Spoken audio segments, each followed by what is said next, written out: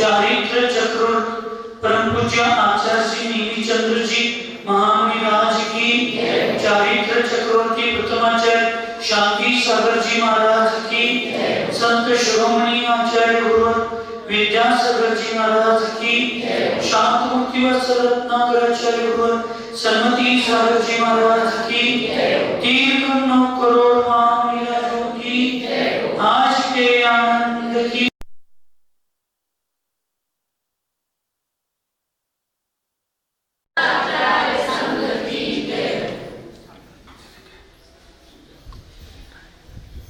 आचार्य भगवंत नेमीचंद्रजी सिद्धांत प्रवृत्ती कर्णामय दीपक या महान ग्रंथामध्ये पूर्व चर्चेमध्ये कोणत्या गुणस्थानातून जीव कशा पद्धतीनं वर चढत जातो अथवा खाली उतरत येतो, ज्या पद्धतीची कशी भूमिका असते ते वर्णन या ठिकाणी सांगत असताना मिथ्या दृष्टी गुणस्थानात भूमिका स्वरूप आहे। मिथ्या दृष्टी गुणस्थान पहिलं गुणस्थान हे प्रारंभ भूमिका स्वरूप आहे। अनादि मिथ्या दृष्टी जो जीव असतो तो करण बुद्धीच्या प्रभावाने सम्यक्त्वघातक प्रकृतीच्या उपशम करून चतुर्थ गुणस्थानात जातो आणि साधी मिथ्या दृष्टी जीव सम्यक्त्व प्रकृतीच्या उदयाने चतुर्थ गुणस्थानाला तो प्राप्त करतो।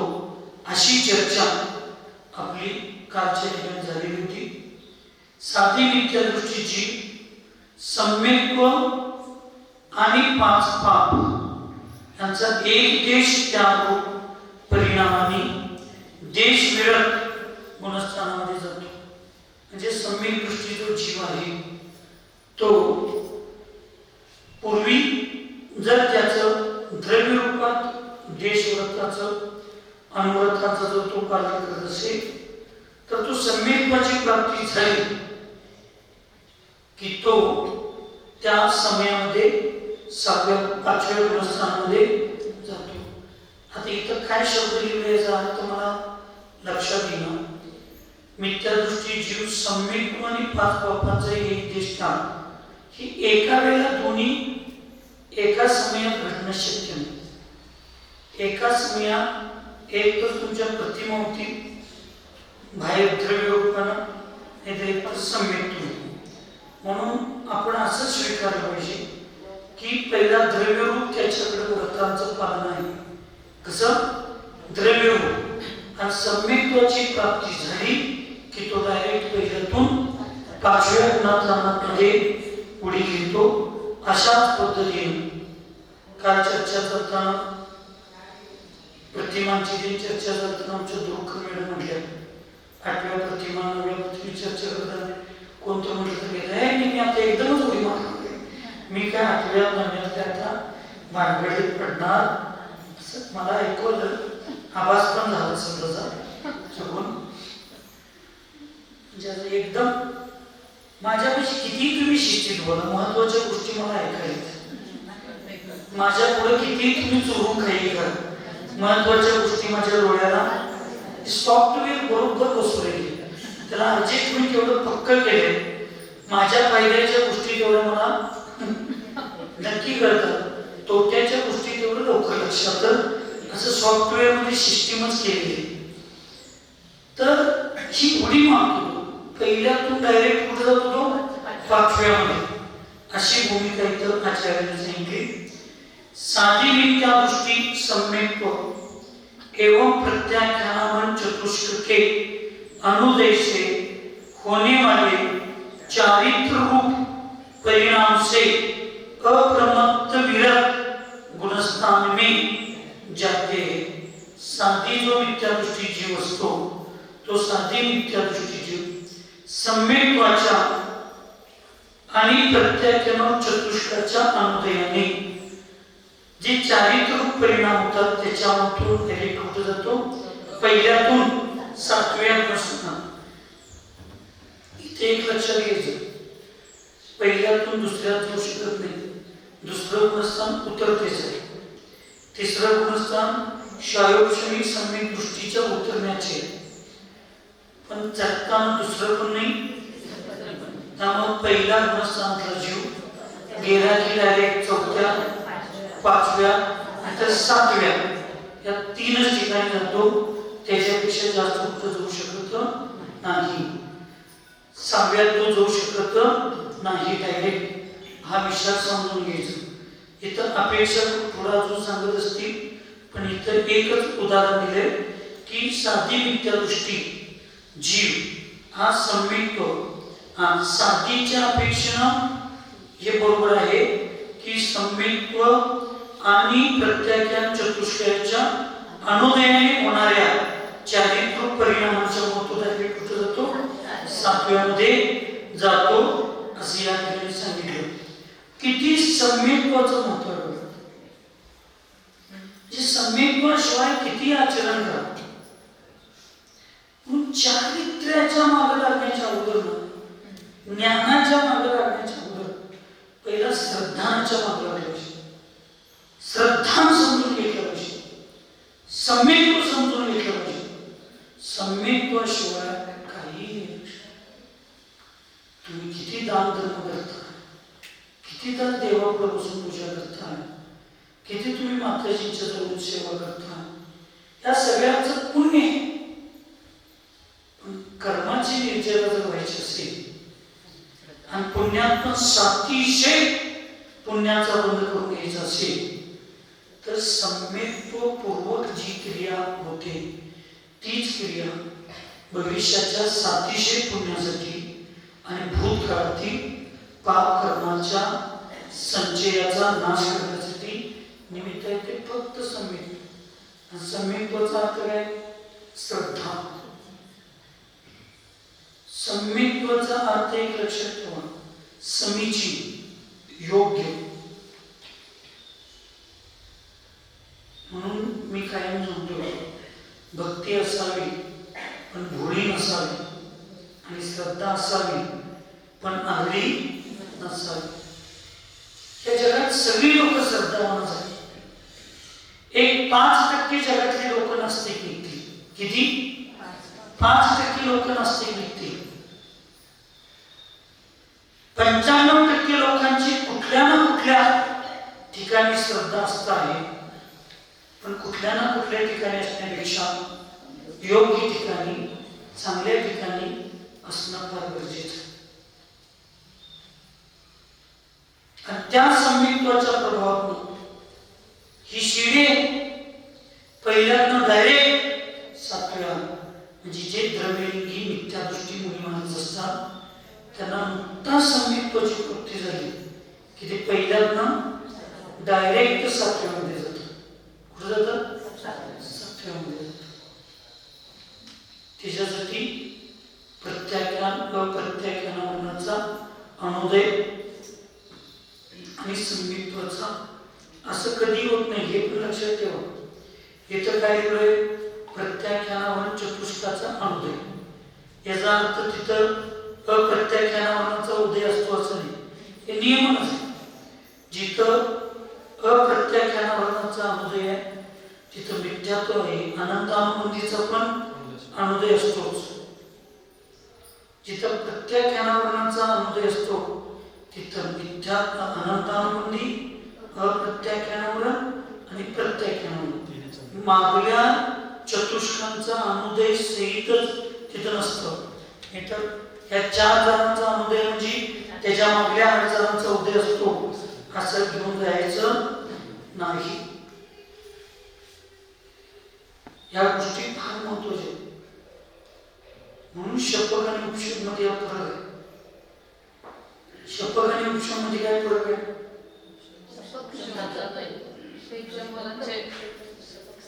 मुख्यमंत्री पद, शपथ क्षेत्र,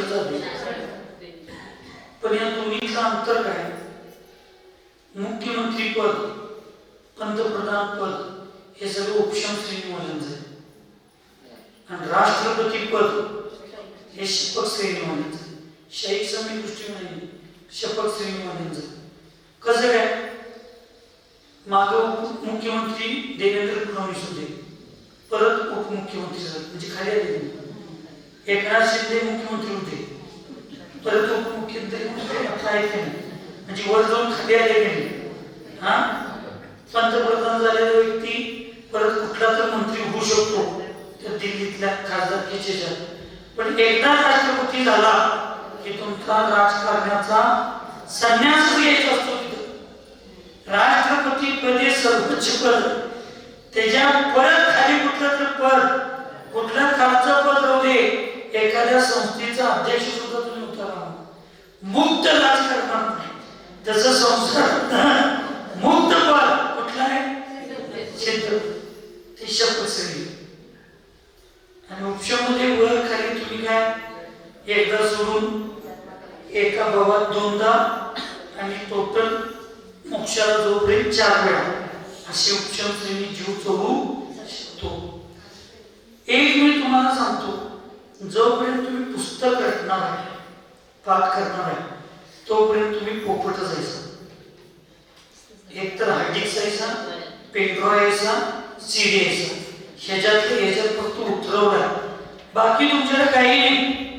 शास्त्रात सांगितले त्या सिद्धांताला धक्का न लागता तुम्ही जोपर्यंत एक नवीन दृष्टांत तुम्ही तयार करणार नाही आणि तुमच्या रोजच्या व्यवहारातला दृष्टांत तुम्ही त्याच्यामध्ये घटवणार नाही, तोपर्यंत तो विषय तुम्हाला कळलाय असं कर्म मानत. तुम्हाला काय वाटतंय, महाराजांना राजकारणात इंटरेस्ट नाही, चिंतन करायचे असते त्या सगळ्या गोष्टी. त्या गोष्टी आपण रोज जे काम करायला लागलोय, बघायला लागलोय, ह्याच्यात तुम्ही घटवायला पाहिजे. हे घटवला की तो सिद्धांत तुम्हाला समजला, तुम्ही नाही घटवला की तो सिद्धांत तुम्हाला. म्हणून आपण आपल्या पद्धतीने उदाहरण त्या ठिकाणी तयार करायला पाहिजे. त्या ठिकाणी आचार्याने सांगितलं, काय सांगितलं,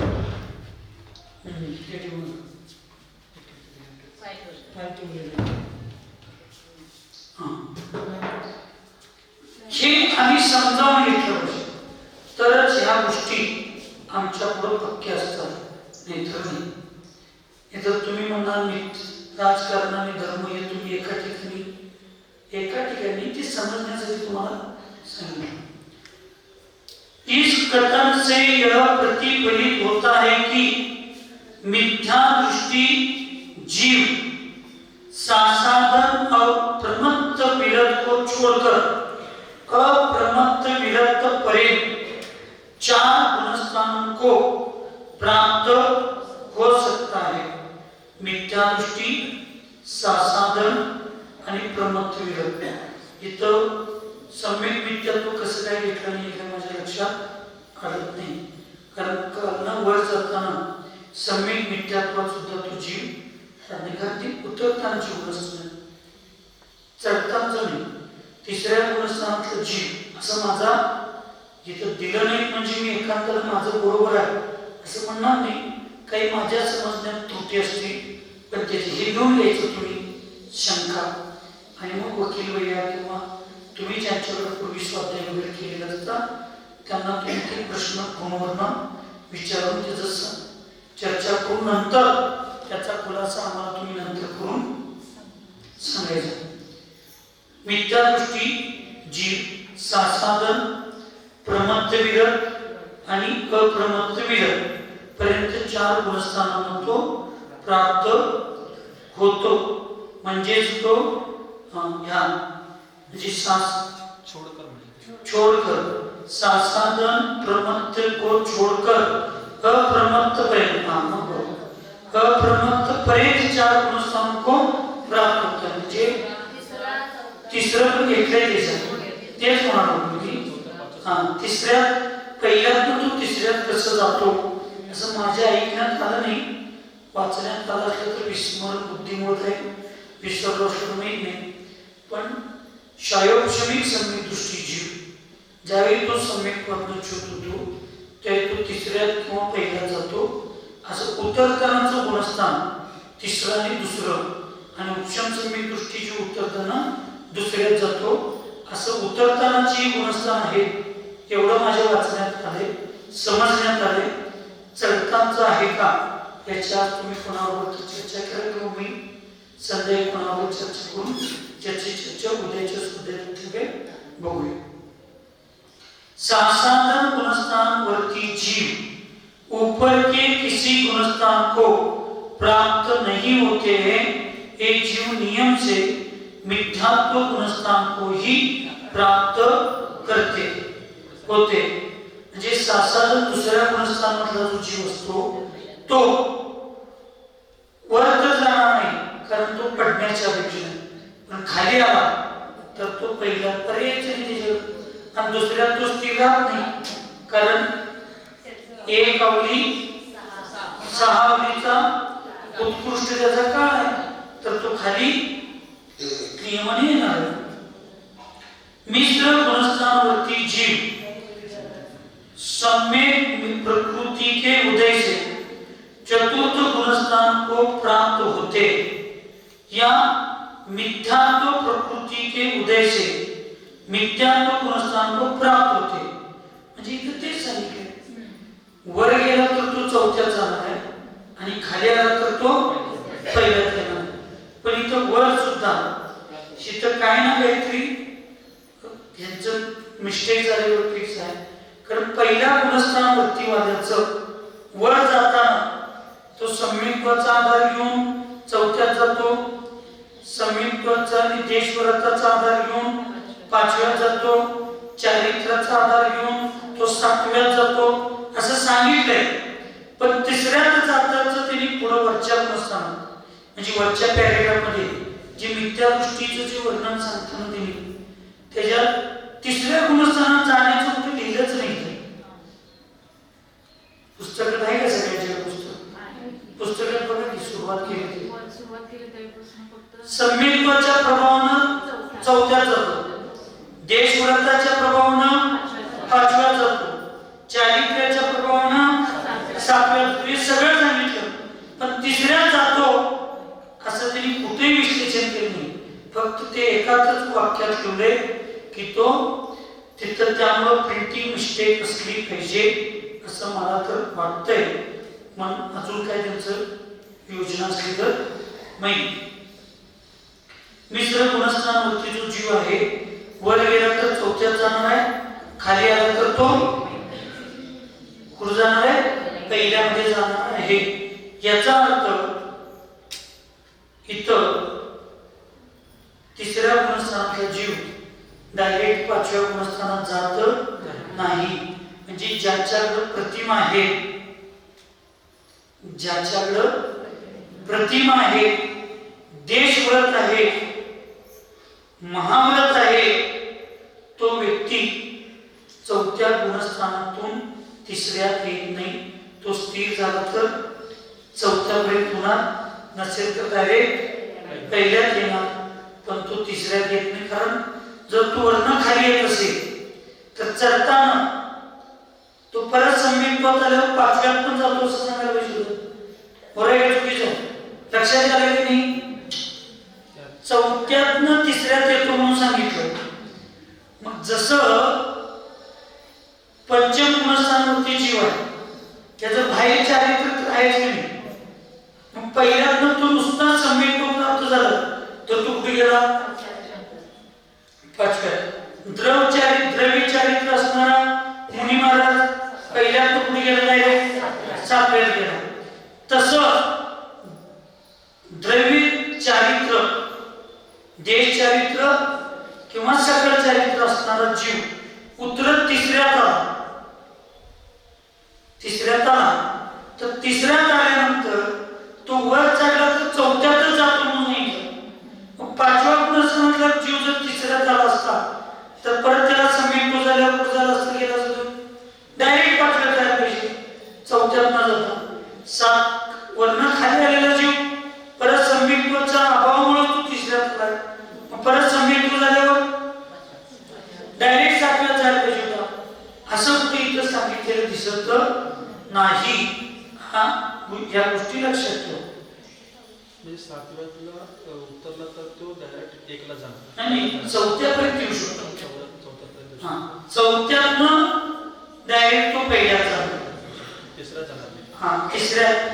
तिसऱ्यात गेला तर तू परत वर गेला तर त्याच्यावर द्रव्य चारित्र्य तर आहेच, मग तू परत डायरेक्ट मग 5व्यात जातो, 7व्यात जातो, 6व्यात जातो असं कुठे इथं तिसऱ्या गुणस्थानात लिहू नये.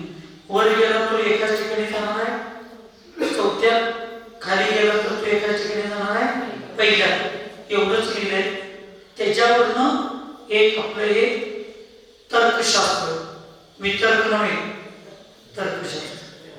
उदाहरण म्हणून काही साधूंना अंतरंगपूर्वक सांगू शकत नाही, परंतु एक व्यवहारानं काही साधू महाराज इकडं पण असतात आणि इकडं पण असतात. इकडं पण तिकडं पण म्हणजे ते मिश्र आहेत म्हणायचं नाही. त्यांची श्रद्धा काय, श्रद्धा दोन्हीकडे आहे त्यांची असं आम्ही म्हणतोय. काही लोक परिस्थितीवश करत असतील, परिस्थितीवश केली तरी पण गुणस्थानामध्ये उतार चढाव असणारच की त्यांचा. ते पहिल्या गुणस्थानात पण असू शकते. काय सांगतात इथं काय सांगितलं, 4थ्या गुणस्थानातच तिसऱ्यात जाणार. तिसऱ्यात येण्याचं वर चढण्याचं गुणस्थान कुठलं आहे, तिसऱ्यात नाही गेला तर कुठं जाणार आहे तो 4थ्यात जाणार. आता पुढे जे उतरताना गुणस्थान आहे त्या उतरतानाच्या गुणस्थानातला जीव 7व्या गुणस्थानातला, 6व्या गुणस्थानातला, 5व्या आणि 4था तर जाणारच आहे. 5व्या गुणस्थानातला जो तिसऱ्यात जातो येथे पुढे येईल. आज उद्या 2 दिवसात बघूया आणि मग त्याच्यावर पूर्ण शेवटला त्याच्यावर चर्चा करूया. अविरत सम्यक्त्व गुणस्थानवरती 4थं गुणस्थानवरती जीवन उपशम सम्यक दृष्टी. आता सम्यक कुठला असा जीव सम्यक प्रकृति के उदय से वेदक सम्यक्त्व को प्राप्त करते. 4थ्या गुणस्थानातला उपशम सम्यक दृष्टी जीव वेदक म्हणजे शायोक्षमी सम्यक प्रकृतीच्या उदयामध्ये तो शायोक्षमी सम्यक दर्शन प्राप्त करू शकतो. वेदक सम्यक दृष्टी जीव 4th गुणस्थानाला अनंतानुबंधी की 20 संयोजन और दर्शन भूमि की 3 प्रकृतियों का अर्थात 7 प्रकृतियों का क्षय होने पर शाही सम्यक को प्राप्त होते. 4थ्या मध्ये तो केवली स्थूल केवलीच्या पाठमूलामध्ये 7 मिथ्यात्व सम्यक मिथ्यात्व सम्यक प्रकृती 3 आणि अनंतानुबंधीच्या 4 अशा 7 प्रकृतींचा नाश करून तो 4थ्या डायरेक्ट शाही पण शायोक्षमी गुणशाही होऊ शकतो. आपलं उपशम सम्यक दृष्टीने वेदक सम्यक दृष्टीचा शाहीक सम्यक दृष्टी होऊ शकतो. उपशम मधनं डायरेक्ट शाही कधी होता येत नाही. उपशम मधनं त्याला शायोक्षमी व्हावं लागेल, एक अंतर्मुक्तासाठी तर व्हावं लागेल. म्हणून मी 2-3 उदाहरण देताना अनादि मिथ्या दृष्टी जीव द्रव्यलिंगी मुनी ज्यावेळेला पहिल्यांदा सम्यक्त्व प्राप्त करतो तर तो 7व्या गुणस्थानात जातो.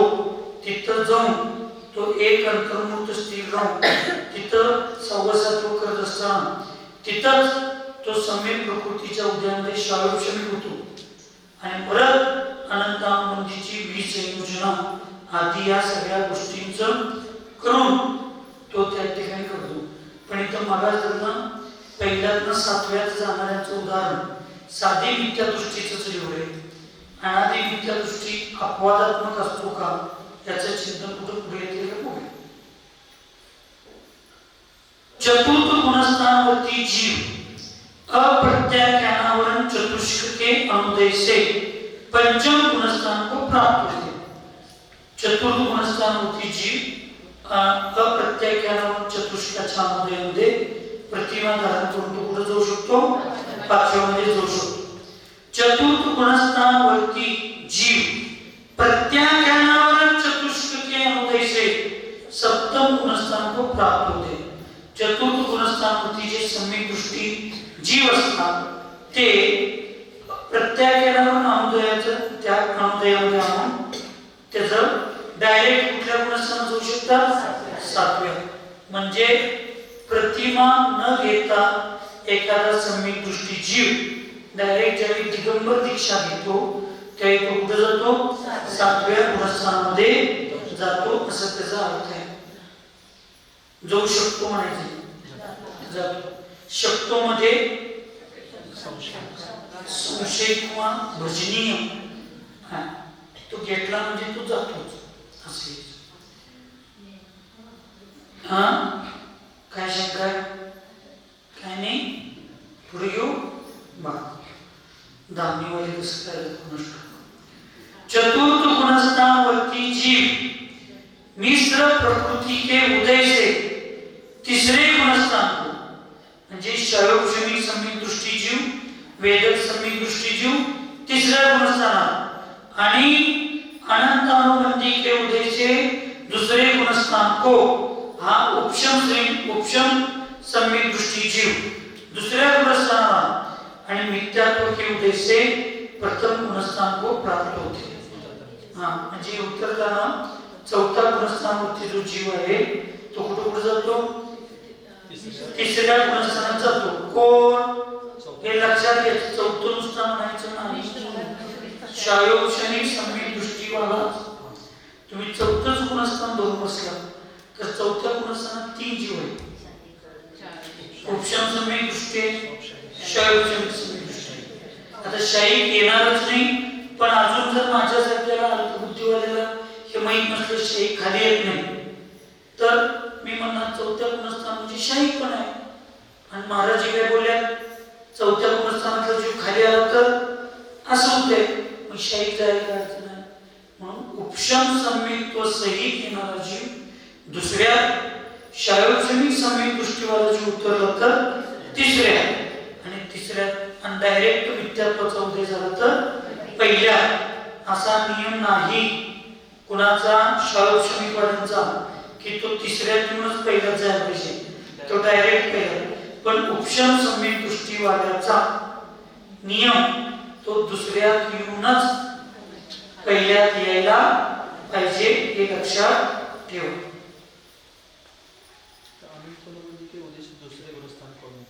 तेच की उपशम सम्यक दृष्टी जीव.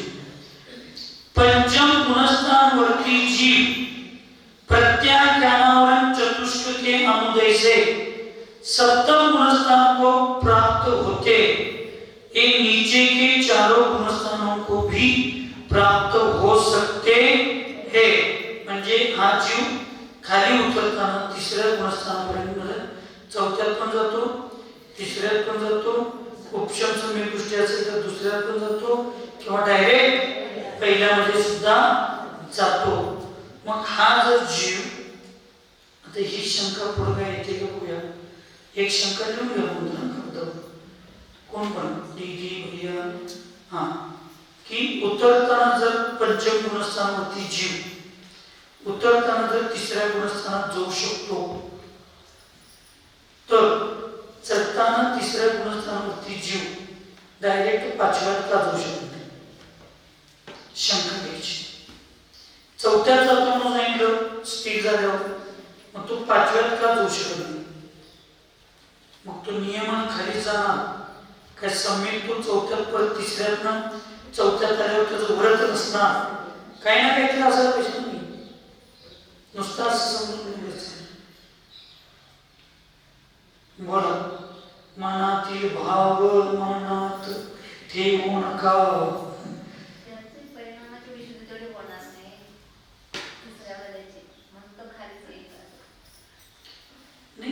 चौथ्यातनं तिसऱ्यात येतो आणि तिसऱ्यातनं परत चौथ्यात वर जाऊ, असा नियम नाही की तिसऱ्या वेळेला नियमानं खाली येणार, तो परत चौथ्यात जातो, हे तर मान्य. आता माझं 5वं गुणस्थान आहे, मी चौथ्यात गेलो, का गेलो? व्रतांचं गेलो आणि तिसऱ्यात. मग त्याचा आता माझ्या बोलण्यावरून असं आलं की तो चौथ्यात जातो म्हणजे त्याच्या व्रताचा त्याग झाला. 5व्यातनं चौथ्यात केव्हा येणार? देशव्रताचा त्याग झालाय म्हणून चौथ्यात येणार, आणि चौथ्यातनं 5व्यात केव्हा जाणार? सम्यक तो सुटले म्हणून. तसं त्याला परत वर जायचं असेल तर सम्यक होऊ शकतो. असं डायरेक्ट व्रतासहित तो चौथ्यात आला तर व्रताचा त्याग झाला म्हणूनच त्याचं गुणस्थान खाली आलं. त्यामुळे त्याला द्रव्य व्रत असणार नाही असा अर्थ लावल्यामुळं मग तो वर गेला तर चौथ्यात, पाचव्यात आणि सातव्यात तो जाणार नाही. कुठं आले? षष्ठ गुणस्थानवरती जीव नीचे के पांचों गुणस्थानों को प्राप्त होते. सहावा गुणस्थानवरती जो जीव आहे तो उतरत उतरत जर खाली गेला तर पुढे पर्यंत जातो पाचवी गुणस्थानामध्ये तो जाऊ शकतो.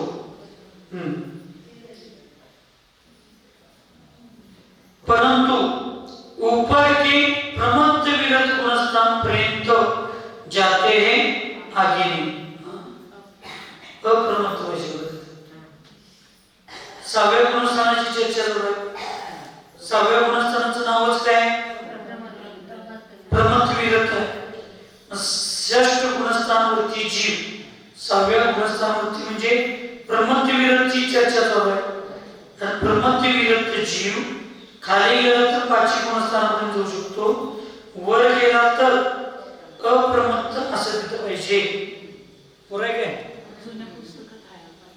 अप्रमत्त आहे ना, हा नवीन मध्ये नाही. तर अप्रमत्त असं करून घ्या. तुमच्या पुस्तकात अप्रमत्तच आहे काय? आमच्या पुस्तकात प्रमत्त विरत गुणस्थान म्हणजे असं लिहिलं. वर गेला तर सातव्यात जाणार. ऐकायला काय लोकल आहे? सहावा जीव डायरेक्ट सहाव्या गुणस्थानातला आठव्यात जाणार, सातव्यातच जाणार. पण खाली उतरला तर पाचव्यात पण जाऊ शकतो, चौथ्यात पण जाऊ शकतो, तिसऱ्यात पण जाऊ शकतो. दुसऱ्यात जाणारा जीव हा उपशम सम्यक दृष्टी, प्रथमोपशम सम्यक दृष्टीच असतो किंवा द्वितीयोपशम सम्यक दृष्टी असतो असं समजावून घेऊनच आपण उतरताना दुसरं गुणस्थान धरायचं आहे. सप्तम गुणस्थान वरती जीव अपूर्व करण को म्हणजे सातव्या गुणस्थानातला जीव वर जायचा तर कुठे जाणार? अपूर्व करण आठव्या गुणस्थानात और छठे गुणस्थान को और मरण की अपेक्षा देव गति संबंधी चतुर्थ गुणस्थान को इस प्रकार तीन गुणस्थान को प्राप्त होते. म्हणजे सहाव्या पर्यंतचा जो जीव आहे तो डायरेक्ट पहिल्यात, डायरेक्ट दुसऱ्यात, डायरेक्ट तिसऱ्यात, डायरेक्ट चौथ्यात आणि पाचव्यात येऊ शकतो. डायरेक्ट म्हणजे क्रमान्वये. पण सातवा गुणस्थानावरती जो जीव आहे तो वर चढला तर आठव्या गुणस्थानात एकच, खाली उतरला तर सहाव्यात एकच आणि मृत्यूच्या अपेक्षेने तो जीव गेला तर चतुर्थ. पण मृत्यूची अपेक्षा आम्हाला धरून चालणार नाही, कारण ज्या समयात मृत्यू होतो त्यावेळी त्याची जी पर्याय संपलेली असते, त्याच पुढल्या समयात त्याचा जन्म दुसऱ्या पर्याय झालेला असतो. त्यामुळं तो पर्याय तिथं संपलाय, त्यामुळे तो जीव चौथ्यात जातो असं त्या पर्यायाच्या अपेक्षेनं म्हणता येत नाही. फक्त मृत्यूच्या अपेक्षेनं तो मेला तर जन्म घेणारा चौथ्या गुणस्थानात घेतो. पण जन्म घेणारा हा जीव तो असतो, पण पर्याय ती नसते. पर्याय बदलले म्हणतात नाही, इथं काय मरण की अपेक्षा मेल्यावर तो जीव कुठे जन्मणार आहे? देवगती. आणि देवगती चौथ्या गुणस्थान म्हणजे सम्यक तो सहित तो जन्मणार आहे. म्हणून तो जीव मृत्यूच्या अपेक्षेने गेला तर म्हणजे परत जन्म घेतला तर कुठे घेतो? चौथ्यातच घेतो. म्हणजे चौथ्या गुणस्थान वरचा जीव देवगती देवायुमध्ये जर मेला म्हणजे मेला तर नियमानं देवायु. आणि कुठली? वैमानिक. कुठलं देव ना? वैमानिक येतो ना, कारण भवनात्रिक मधले नियमानं जन्मताना मिथ्या दृष्टी असतात आणि आज जन्मताना सम्यक दृष्टी असणार म्हणजे वैमानिक. मग याचा अर्थ लगेच असा लावायचा नाही की भवनात्रिक मध्ये जन्मणारे सगळेच जीव मिथ्या दृष्टी असतातच पण वैमानिक देव कल्पवासी देव हे नियमाने जगतात सम्यक दृष्टीच असतात असं नाही. तिथं भजनीय होऊ शकतं पण भवनात्रिक मध्ये भजनीय होऊ शकत नाही. उपशम श्रेणी वाले 8वे 9वे एवं 10वें गुणस्थान वर्ती जीव चढ़ने की अपेक्षा अनंतर ऊपर के, गिरने की अपेक्षा अनंतर नीचे के और मरण की अपेक्षा देवगति संबंधी चतुर्थ गुणस्थान को प्राप्त होते. उपशम श्रेणी वाले जे जीव असतात ते 8व्यातून नियमानं 9व्यात, 9वावाला नियमानं 10व्यात आणि 10वावाला नियमानं 11व्यात आणि 11वा नियमानं 12व्यात. उपशम श्रेणीवाला 12वा जातोय. आता चढायची चर्चा चालू आहे. जाणार नाही म्हणायचं, उतरणार कसं सांगायला लागलं. अनंतर एकच स्टेप पुढे जाणार आहे आणि उतरताना सुद्धा 11व्यातनं 10व्यात, 10व्यातनं 9व्यात अक्का उतरताना उपशम श्रेणी 11व्यातनं 10व्यात, 10व्यातनं 9व्यात, 9व्यातनं 8व्यात आणि 8व्यातनं 7व्यात इथपर्यंत क्रमानंच आहे ना. एक-एकच गुणस्थान उतरणार, चढताना एक-एकच चढणार. 11व्यातला डायरेक्ट 9व्यात येणार नाही, 8व्यात येणार नाही, 7व्यात येणार नाही. क्रमाने एक-एक उतरत येणार. चढताना क्रमाने एक-एक चढणार आणि मृत्यू झाला तर तो नियमानं 4थ्या गुणस्थानात जन्मणार. पण तिथं लिहिलं नाही तरी पण एक जाता जाता माहिती म्हणून सांगतो. 8व्या गुणस्थानाच्या 6 भाग होतात. 8व्या गुणस्थानाचे किती भाग होतात? 6 भाग होतात. 6 काय 7 असतील ना, 7 असतील. 2ची विच्युती आहे ना. 7 भाग होतात. त्या 7 भागातल्या जो पहिला भाग आहे त्या पहिल्या भागात एक मृत्यू होत नाही, मरण होत नाही. असे 8वं गुणस्थान आले म्हणून जात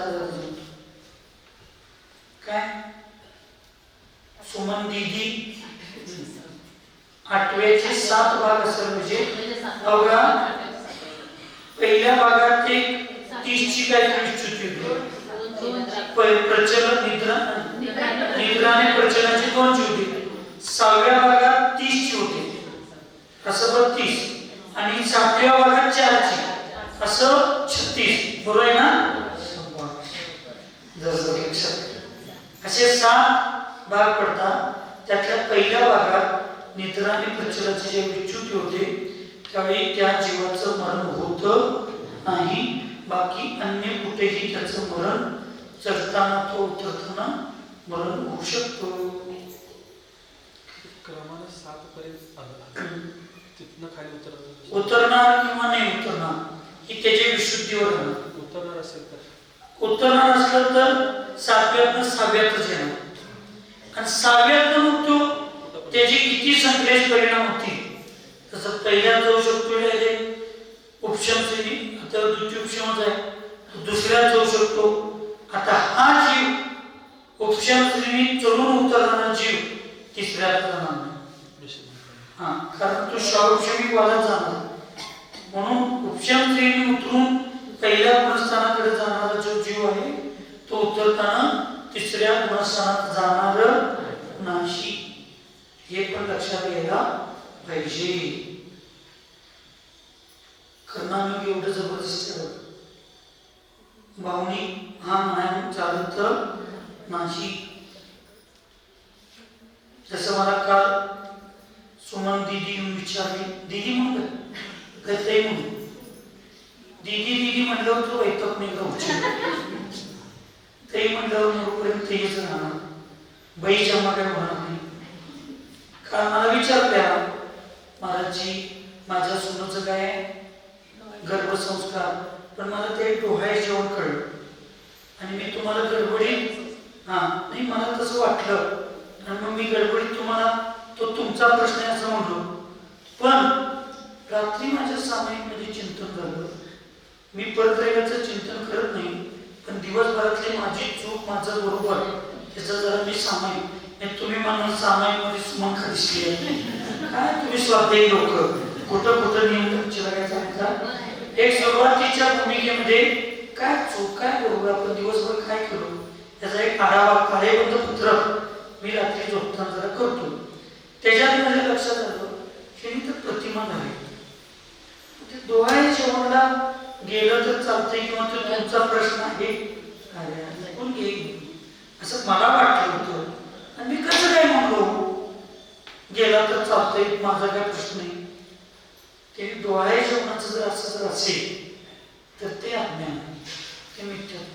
आणि मग सगळे बोलवून मी सांगितलं डोळे जेवण असेल तर तुम्ही गेला तर दोष आहे. गर्भसंस्कार असेल आपल्या पद्धतीनं जैन धर्माच्या तर तुम्हाला दोष लागत नाही.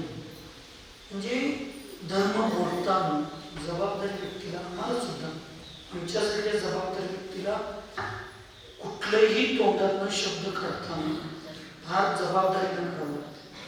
जे कर्णायोग शिकवताना, चर्चा करताना फार जबाबदारीनं चर्चा करायला लागतं. म्हणून चौथ्यांना खाली उतरणार किंवा असं कुठल्याच उतरणार ही चर्चा पाहिजे. उपशम असेल दुसऱ्या जाऊन पहिला जाणार, शाळोपशमिक असेल तर तिसऱ्या जाऊन तो पहिला जाऊ शकतो, आणि शाहीक असेल तर खाली येणारच. ही विश्लेषण करायला पाहिजे. नाही तर चौथ्यातला जीव खाली येतोय म्हटलं की मग काही नवीन भूमिकेत असणारी लोक शाही समीर दृष्टी जीव पण खाली येतो असं गैरसमज करून घेण्याची शक्यता असते. लक्षात हो तर म्हणा, नाही तर म्हणा. 11वें गुणस्थानावरती जीव गिरने की अपेक्षा 10वें और मरण की अपेक्षा 4थे गुणस्थान को प्राप्त होते. 11व्या गुणस्थानातला जीव उतरण्याच्या अपेक्षेनं 10वं आणि चढण्याच्या अपेक्षेनं चढतच नाही आहे बरोबर, आणि मरणाच्या अपेक्षेनं 4थ्या गुणस्थानात देवगतीत जाऊन जन्म घेतो. शपथ श्रेणी वाले 8वें और 9वें गुणस्थानावरती जीव चढ़ने की अपेक्षा अनंत ऊपर के गुणस्थान को प्राप्त होते. शपथ श्रेणी वाले जीव अनंत म्हणजे 8व्यातला नियमानं 9व्या आणि 9व्यातला नियमानं 10व्या असं, आणि जिथं अनंतर घ्यायचं आता 10व्यातनं डायरेक्ट 12व्या घ्यायचं ते पुढे येणार आहे. नाहीतर अनंतर म्हटलं की मग शपथ श्रेणी मला 11व्या जातो असं सिद्ध होईल. लक्षात. हा मग इथं मृत्यूची अपेक्षा का सांगितलं नाही? हा शपथ श्रेणी मला मरत नाही का बरं? क्षय करणं सगळ्यात पहिलं कारण सांगायचं तो तत्व मोक्ष करण्याचा काय असतो. आणि दुसरं कारण आणि जरा पुढे सांगायचं तो बद्धायुष्यवाला असतो, त्याला भविष्यातला आयुष्याचा बंध झालेला नसतो. त्यामुळं ही 2 कारणं शास्त्रोक्त झाली. त्याला नियमानं केवळ ज्ञान प्राप्त होणार असतं म्हणून तो मृत्यू पावत नाही. आणि मृत्यू पावण्यासाठी आयुचा कुठल्या आयुचा बंध असला पाहिजे. मृत्यू केव्हा होणार आहे?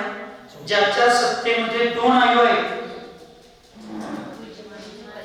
स्वभावमती माताजी हा स्वभाव आहे कर्म सिद्धांताचा की सत्तेमध्ये 2 आयु असल्याशिवाय जीवाचा मृत्यू होत. मध्यमान बुद्धिमान. बुद्धिमान म्हणजे काय?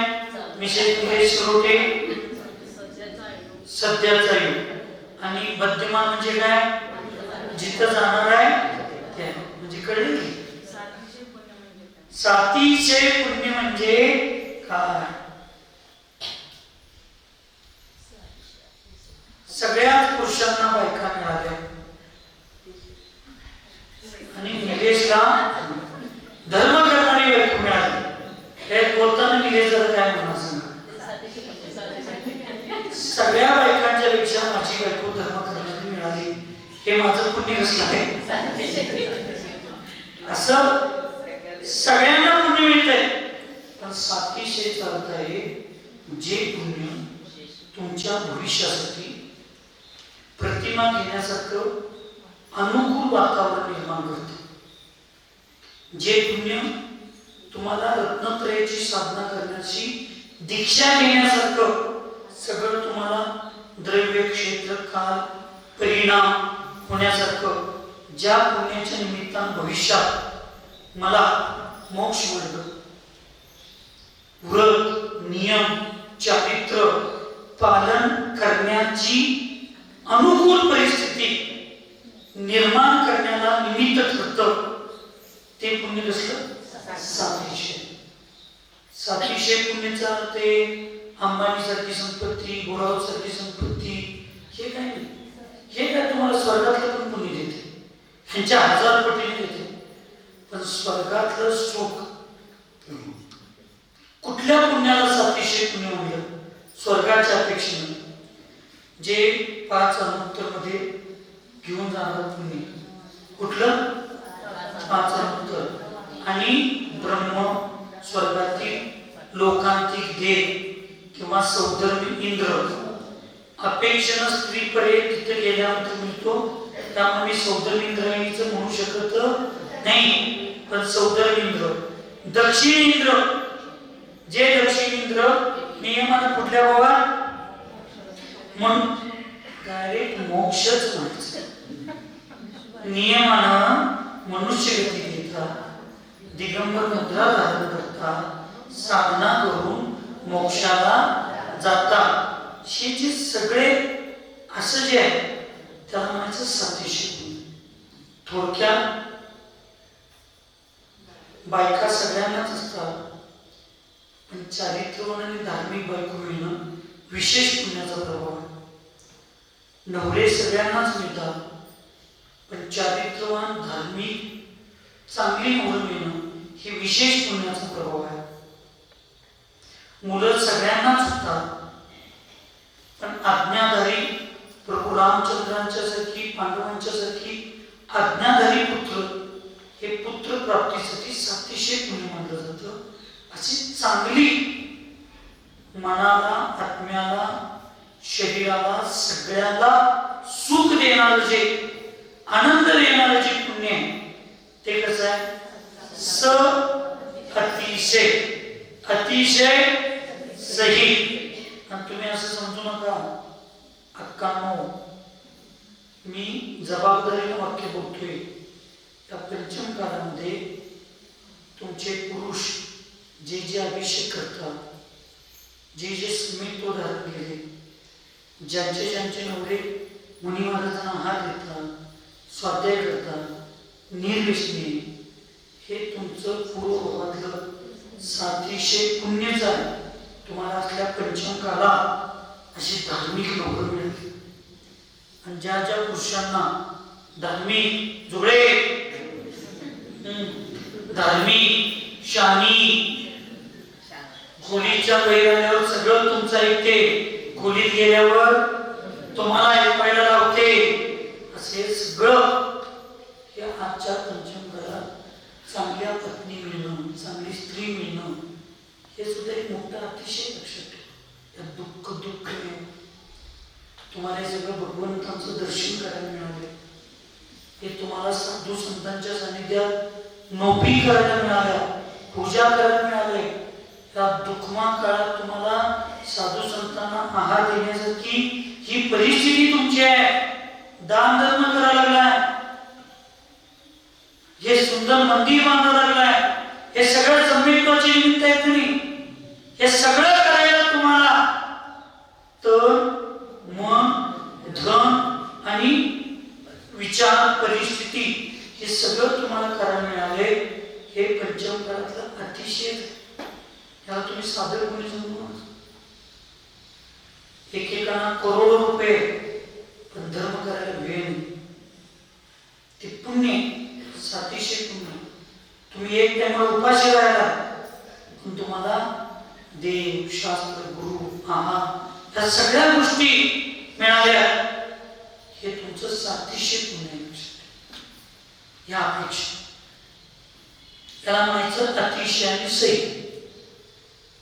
मी उदाहरण देतोय त्याचा गैरअर्थ करू नका. मी तुमचा अपमान किंवा तुमची निंदा किंवा तुम्हाला काय तुम्ही प्रामाणिकपणे सांगा. ज्यावेळी एखाद्याचा नवरा बायकोला दारू पिऊन मारत असतो, शिव्या देत असतोय, सगळं करत असतोय, तर तुम्हाला तुमच्या नवऱ्याला बघून काय वाटतं? अगदी अंतरंगातनं सांगायचं तिच्यापेक्षा आहे नाही त्याला म्हणायचं सातिशय. कळलं? आता मरूपर्यंत विसरणार नाही सातिशय पुण्याचा अर्थ.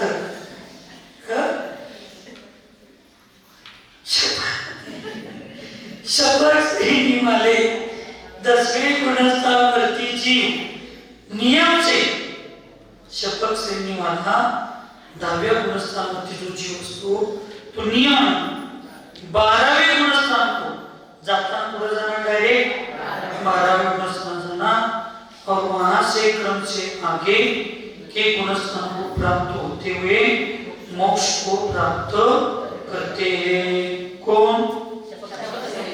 शपथ श्रेणी वाला 11व्या गुणस्थानावर 10व्या गुणस्थानावरती जीवाचं असं कुठल्या गुणस्थानातून कुठला जीव कुठं जाणार आहे याची चर्चा उतरताना कुठं उतरणार आहे याची चर्चा या ठिकाणी आपण बघितलो. म्हणून आपण या सगळ्या गोष्टी समजावून घेऊ. हे सुद्धा तुम्ही जर चिंतन करायला लागला ऐकायला सोपं आहे त्याचं जरी चिंतन तुम्ही करायला लागला तरी सामायिक मध्ये आत्म्याचं चिंतन जास्तीत जास्त करायचं. त्यातनं पण कधी मन जरा इकडे तिकडे वाहिलं माताजी जर ह्याचं चिंतन करत तुम्ही बसला तर हे सुद्धा संस्थान विजय धर्म ध्यानच आहे. कुठलं? संस्थान विजय धर्म ध्यान आहे. म्हणून धर्म ध्यानामध्ये आपल्याला हे फार निमित्त आहे. म्हणून मागाशी राहुलबाई यांनी दीदींनी तुम्ही सगळ्यांनी जे आम्ही येऊपर्यंत तुम्ही चर्चा केला ती चर्चा आपल्या पुस्तकाला पुढे ठेवून चार्ट ठेवून ते सामायिक मध्ये सुद्धा जोपर्यंत डोळं आपण आपलं शुभ परिणामांच्या मध्ये स्थिर राहतो तो राहायचं. जरा मन इकडे तिकडे व्हायचे लक्षण दिसत की डोळं उघडलं की असले चार्ट 3 लोकांचा नकाशा असे काहीतरी गोष्टी पुढे ठेवायच्या. डोळं उघडून शांतपणे त्याचं बघून त्याचं चिंतन आतल्या अनुप्रेक्षा आमनान हे सगळं केला तर ते सुद्धा संस्थान विजय धर्म ज्ञानामध्ये मोडतं. त्याला असं कधी म्हणायचं नाही आता मी पुस्तकाचा अवलंबन घ्यायला म्हणून आता बाहेर द्रव्याचं नाही अवलंबन घेतला तर अशुभात जाणार. अवलंबन नाही घ्यायचं तर पुढे जाणार आहे. अशुभात गेलेलं चांगलं काय जरा मंद शुभ चांगलं हे समजावून घेण्याची भूमिका. विनाकारण ह्या गोष्टीचा किस करत असतोय की कशाचा अनुभव येणे. डोळं उघडले की सामायिक नाही मला मान्य आहे पण याचा अर्थ असा पण नाही की डोळं उघडले की सामायिक पुन्हा मी भ्रष्ट झालोय. उलट डोळं झाल्यावर काय दिसत नाही. त्यामुळे बुद्धीला स्थिर ठेवणं हा सोपा आहे. पण डोळं उघडून जग दिसताना जगापासून लांब राहणं ज्ञाता दृष्टांतून याची साधना फार वेगळी असते. म्हणून सगळ्या गोष्टी समजावून घेऊन करावं. सुखी रहे सब जीव जगत में कोई कभी न घबराए कोई पाप अभिमान छोड़ नित्य नहीं मंगल गाए. ओम नमः सबको क्षमा